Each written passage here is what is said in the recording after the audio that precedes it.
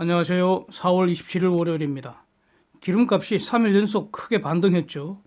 또 미국에서 그 소기업과 병원, 그다음에 그 진단에 필요한 비용 이런 거 지원하는 그런 4,840억 불짜리 추가 지원 비일이 트럼프 서명으로 발효가 됐습니다.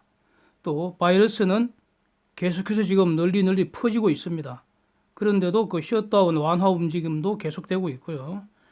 바이러스로 인한 손해를 중공이 배상하라는 이런 그 바이러스 소송 대전이 미국 전역으로 계속 확산될 뿐만 아니라 지금 독일, 이탈리아, 호주 등 글로벌 클래스 액션 집단 소송, 그 국제적인 집단 소송으로 번지는 거 아닌지 이렇게 그 주목되는 상황이었습니다. 이런 가운데 그 주가는 아주 변동성이 심했습니다. 그런데 결국 비교적 크게 상승 마감했습니다. 다우가 260포인트 1.11% 올랐고요. S&P 500 지수 1.39% 상승했고 나스닥 1.65% 상승입니다. 국채 수익률 만기별로 혼조세 보였는데 10년물 추가 하락해서 0.606%입니다. 달러 지수 100.26으로 소폭 하락했고요. 원달러 1230원대 찔끔 내렸고 원엔 11.44로 좀 내렸고요. 위안달러만 7.08로 올랐습니다. 유가는 WTI가 3일 연속 비교적 크게 회복했습니다. 17불 선이고요. 브렌트 21불 선입니다. 사우디가 5월 이전이라도 그 합의된 감산할 양 매일 한 970만 배를 감산한다는 거죠. 이거 5월 이전이라도 시행하겠다 이런 게 이제 소식이 나왔었고 미국에서는 굴착 장비수 등이 6주 만에 거의 반토막 수준으로 줄어들었습니다. 이런 것들이 작용한 것으로 보입니다. 물론 그 셧다운 해제 소식도 호재가 됐겠죠. 데이트 보겠습니다. 싱가포르 3월 산업생산 전월비 21.7%, 전년비 16.5% 각 증가했습니다. 영국 4월 소비자 신뢰지수 마이너스 34로 추락했고요. 3월 소매 판매 전월비 마이너스 5.1%, 전년비 마이너스 5.8%로 감소했습니다. 독일 4월의 기업 체감지수 74.3으로 추가로 추락했습니다. 미국 3월 내고제 수주 전월비 마이너스 14.4%인데 운송업을 제외한 건원 내구재 수주는 마이너스 0.2%에 불과해서 예상보다는 선방한 것으로 평가가 됩니다. 4월 미시간대 소비자 기대지수 70.1로 폭락했습니다. 브라질 3월 외국인 직접 투자 76억 불로 전월보다 증가했습니다. 3월 수치니까 좀 의미가 있겠죠. 베이크 휴즈 굴착 장비수 60개 추가 감소해서 378개로 줄었고요. 총 원유 시추수도 64개 또 감소해서 465개로 줄어들었습니다. 바이러스 이전에 각 683개에서 지금 305개 대략 한 6주 만에 반토막 수준으로 줄어들었습니다. 이게 바로 사실상 유정을 셧다운한 것과 비슷한 효과를 내지 않겠습니까? 네, 정점 보겠습니다. 닥터 파우치, 닥터 벅스 등이 미국 경제 리오픈을 성공시키기 위한 선결 과제로 미국의 진단 능력을 지금보다 획기적으로 높여야 한다. 이런 주장을 계속 내놓고 있습니다. 벅스 등 지금 사진 한번 보시면은 브레이크스루 필요하다. 브레이크스루가 진단 능력을 획기적으로 늘려야 한다. 이런 뜻입니다. 그래서 과연 지금의 진단 능력이 어느 정도인지 체크를 해봤습니다. 닥터 파우치 주장으로는 지난주까지 매주 한 150만에서 200만 정도 진단을 하고 있다는 겁니다. 현재. 이거를 수주 이내에 한 2배 정도까지 높여야지 그 리오픈이 성공할 거다. 이런 어떤 그 취지인 것 같습니다. 그래서 지금은 백신도 없고 치료제도 없기 때문에 아직은 치료제 없죠. 공식적으로. 그래서 사람 모이는 거 여기서 이제 바이러스 퍼지는 걸 막기 위해서는 리오픈하면 사람이 모여야 하니까. 그래서 방법은 간단합니다. 진단 철저하게 해서 양성되면은 격리해야죠. 그래서 음성인 사람들만 모여서 접촉할 수 있다는 거죠. 자, 그래서 그 파우치 의견으로는 미국은 그러니까 수준 내에 지금 진단 능력 한 2배 정도 이렇게 높이는 거 가능하다, 할 수 있는 일이다. 그래서 마음만 먹으면 할 수 있다, 이런 취지로 얘기하고 있습니다. 지금 이 시각에 미국의 총 진단 건수 체크해 봤더니 518만 4,635건입니다. 이게 26일 기준으로 아직은 업데이트 안 된 값입니다. 그런데 제가 주목하는 것은요. 25일에는 전일 대비 3만 2천 건 증가했는데 전부 다 전일비입니다. 전일비. 하루 매일매일 바뀌니까. 근데 26일은 전일비 49만 건 이상 급증했습니다. 이 49만 건, 뭐 3만 2천 건 이런 거는 존스 홉킨스 대학의 그 바이러스 자료실에 있는 그 로 데이터 기초로 해서 제가 계산한 겁니다. 그래서 지난 주말 지나면서 미국의 진단 능력이 다시 한번 크게 증가한 것인지 이제 주목이 된다는 이런 의미입니다. 그래서 이번 주 발표 나는 거 보면은 판단 가능하겠죠. 요약하면은 이 두 명의 전문가, 즉 닥터 파우치하고 닥터 복스 이분들이 지금 그 백악관에서 이 기술적인 문제, 그러니까 방역과 치료 이런 그 바이러스 기술적인 문제 총괄하는 분들 아닙니까? 이분들이 그 리오픈, 경제 리오픈 선결 조건으로 강조하는 그런 진단 문제 이거는 해결될 것 같습니다. 제가 보기에는. 예? 지금 미국 진단 능력은 진단 키트 문제는 지금 해결됐다고 봐야 할 것 같습니다. 예. 그리고 조금 전 문우신이 이제 말한 것이 속보로 뜨는데 봤더니 아마 여름까지는 미국 경제 리오픈 될 거다 이런 낙관론을 다시 펼치고 있습니다. 문우신이 지금 실무 총사령관인데 비관론을 펴지는 않겠죠. 예. 그게 문우신 의견인 것 같고요. 근데 개인적인 의견은 아니겠죠. 그럼 모든 것을 다 고려한 종합적인 진단이라고 봐야 할 겁니다. 기사 제목 한번 보십시오. 저는 아주 섬뜩하게 느껴집니다. China owes us. China owes us. 와, 중공은 우리한테 갚을 게 있다는 거죠. 중공은 우리한테 빚지고 있다는 겁니다. 빚 갚으라는 겁니다. 중공한테서 받아내겠다. 강력한 표현인 것 같습니다. 미국의 경우에 미주리주에 이어서 미시시피주도 주 정부가 직접 중공 정부 보고 빚 갚아라. 손해배상해라. 이렇게 소송 냈다는 겁니다. 자, 이 과정에서 이제 주권 면제가 장애가 될 수도 있겠다. 이런 그 말들이 자꾸 나오니까 그래서 이거를 해결법은 크게 두 가지죠. 이런 것들은 항상 해결법은 두 가지입니다. 하나는 해석상 주권 면제 적용 범위를 제한하자는 그런 어떤 주장이 있을 수 있고요. 그러니까 이거는 공방을 통해서 법원이 판단할 문제니까 불확실하잖아요. 그러니까 확실하게 하기 위해서는 아예 입법으로 이번 사건 또는 준공에 대해서는 주권 면제 예외로 하는 법안까지 지금 준비된다는 거 아닙니까? 네? 법에는 법으로 대응하고요. 눈에는 눈으로 대응하고. 예. 자,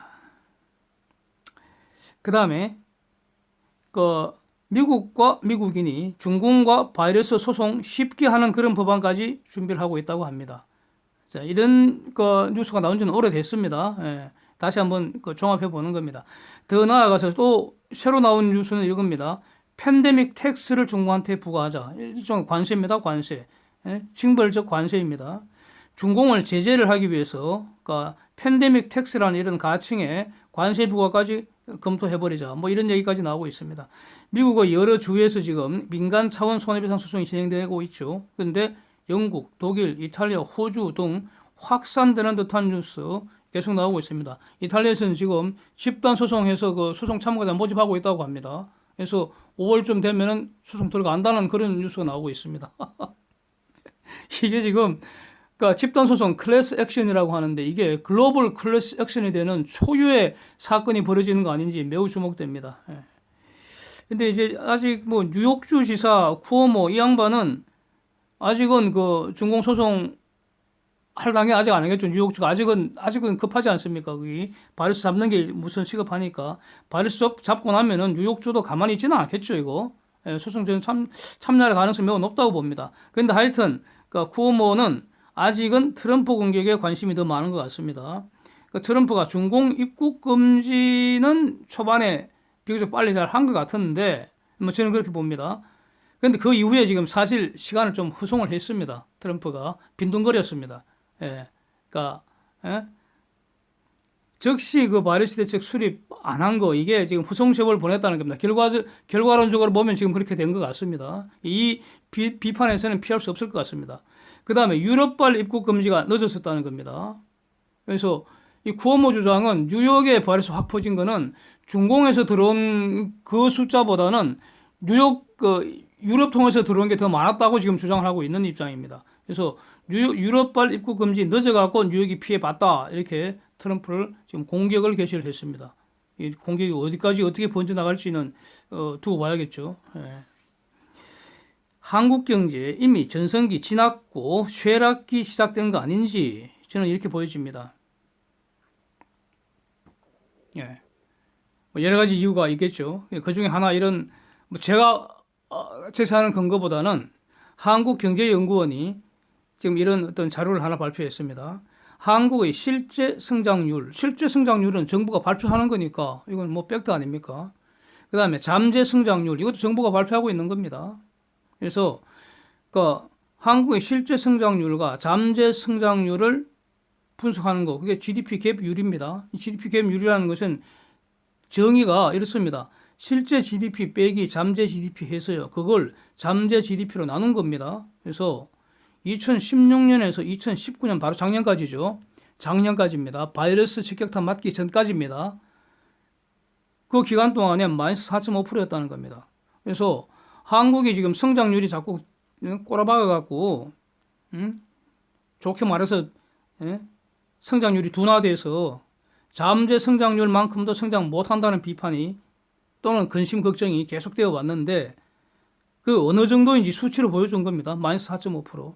그래서 마이너스 4.5%가 크냐 적으냐 심각하냐 걱정할 거 없느냐 뭐 이러고 상대적인 값이니까 비교해보기 위해서 IMF 외환위기 당시 96년과 2000년 그 당시하고 비교했더니 96년에서 2000년 그때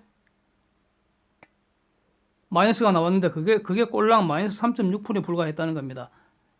다시 말하면 지금의 성장률 둔화가 역사상 가장 심각한 수준이라 그 증거가 되는 거 아니겠습니까? 사진은 보십시오. 예, 이렇습니다. 꼬라지가 이렇습니다. 이렇게 되면요, 한국 경제 글로벌 순위 자꾸만 뒤로 밀려난다는 거죠. 누군가가 자꾸 우리를 추월한다는 겁니다. 예? 한국 경제 지금 최고 순위가 몇 년 전에 글로벌 10위권 아니었습니까? 10등, 10등. 그 지금 몇 등인지 지금 이제 곧 나오겠죠. 예? 2019년 성적이 나오지 않겠습니까? 아마 한 15등까지 처진 거 아닌지. 뭐라 지금 유가가 떨어져 박살나갖고 이제 러시아가 밀려났으면 뭐 15등까지 안 갔을 수도 있고요. 분명한 거는 10위권 고수 못하고 있다는 겁니다. 밀려났다는 겁니다, 이미. 이렇게 자꾸 밀려나가 보면은 20위권 밖으로 어둠의 세계로 추방될 수도 있는 겁니다, 이거. 짜증나게. 예, 그렇습니다. 그런데 여기서 지금 매우 주목해야 될 게 이거 아닙니까? 바로 포스트 바이러스 아니겠습니까? 포스트 바이러스. 과연 바이러스 끝나고 나면 어떤 일이 벌어질 것인가? 이거 지금 고민해야 되는 거 아닙니까? 예? 거기에서 한국이 유리하냐 불리하냐 이거 지금 검토해야 되는 거 아니겠습니까? 예, 저는 불리하다고 봅니다. 이렇습니다. 그 이유는 지금 그 포스트 바이러스 사태 이 결국 해결이 되는데 해결되고 나면 어떤 일이 벌어질 것인가? 사람 더 적게 사용하고요. 기술, 즉 자본을 더 투입하는 그런 모형이 더 가속되지 않겠습니까? 바이러스에 사람이 얼마나 약한지, 예? 바이러스라는 이런 그 자연적인 재난에 대해서 사람의 약점이 적나라하게 지금 부각이 됐습니다.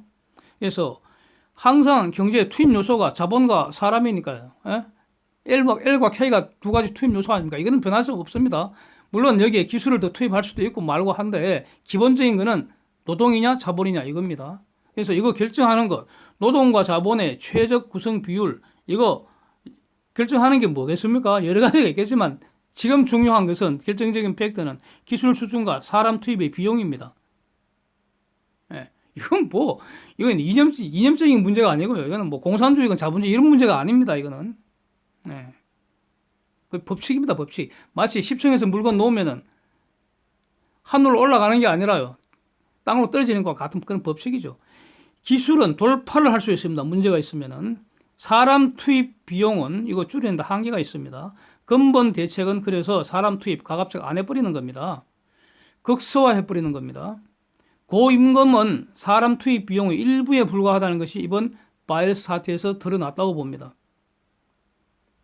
즉 이번에 일시 레이오프 된 사람들 미국만 해도 2650만 명 된다는 거죠. 다 일자리 돌아가지는 못할 것 같습니다.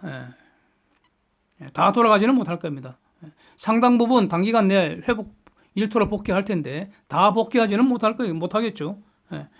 그 다음으로는 이 기본적으로 고비용 사회를 떠나서 저비용 사회에서 만들어서 파는 현상, 저는 가속되리라고 봅니다. 즉 한국에서 만들어 갖고 한국에 파는 것은 덩신 무능한 짓이라는 거죠. 한국보다 싼 곳에서 만들어서 한국에 비싸게 파는 것이 유능한 경영진의 선택 아니겠습니까, 이거? 그런 경영진의 그런 경영 의사결정을 비난할 것이 아니라 한국이 경쟁력 있게 만들어야 되는데 지금 그러지를 못하고 있고요. 거꾸로 가고 있는 것으로 보입니다. 이 당연한 소리입니다, 지금.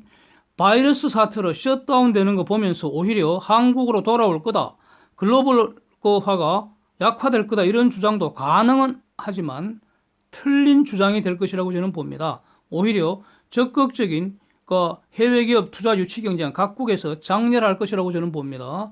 기업이 와야지 밥이 생기기 때문입니다. 기업이 떠나면은 밥이 떠난다는 소리입니다. 그것은.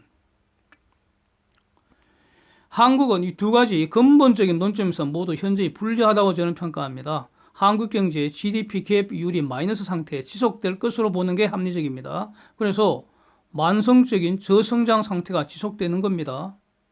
그래서 한국 경제의 전성기 이미 지난 것으로 평가해야 될 것 같습니다. 꼭대기 고점 지났다고요. 항상 저점, 고점은 지나고 나서 확인되는 거 아니겠습니까? 네. 이미 고점은 지난 것으로 평가됩니다. 2016년 또는 2017년 요 정도가 한국 경제의 전성기였다고 이렇게 일단 평가됩니다. 두고 보겠습니다.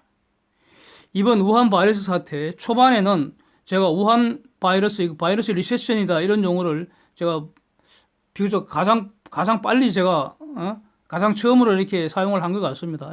우한 바이러스 리세션 이 말 쓴다고 노랑 딱지도 엄청 갖다 붙었습니다. 지금도 계속 붙이고 있습니다. 쓰레기 같은 새끼들입니다. 이 용어보다도 더 강력한 용어가 지금 필요할 것 같습니다. 우한 바이러스 리세션 이 말도 지금 부족한 것 같습니다. 참 대단한 지금 상황이 진행 중입니다. 그래서 일단 우한 바이러스 그레이트 리세션이라는 그레이트라는 말 하나 더 집어넣어야 될 것 같은데 여기서 가장 추구하는 나라가 어디가 될 것인가? 피해가 가장 심한 국가 이게 바로 기름 팔아서 호의호식하던 그런 국가도 아닐까 하는 생각이 일단 듭니다. 바이러스 직격탄에다가 유가 폭락 직격탄을 지금 연거푸 맞았기 때문입니다. 그래서 두바이의 데드 크라이시스 이 가능성 경고하는 기사가 지금 떴습니다. 보십시오. 모스크바는 지금 전격적으로 추가 금리 인하했다는 그런 소식도 뜨고요. 비슷하죠. 아르헨티나 이런 데가 지금 고질적인 상습 부도 국가인데 이런 나라들은 이제는 워낙 부도를 많이 냈기 때문에 국가 부도 많이 냈기 때문에 추가로 더 낸다고 해서 조만간 곧 터질 것 같죠. 아르헨티나도 그렇게 알고 있는데 기대를 하고 있는데 터져도 별로 놀라지도 않을 것 같은데 바이러스로 부도나는 국가 처음으로 등장하는 국가가 바로 기름 수출국 되지 않을지 주목해 보겠습니다. 이상입니다. 오늘도 함께해 주셔서 감사드립니다.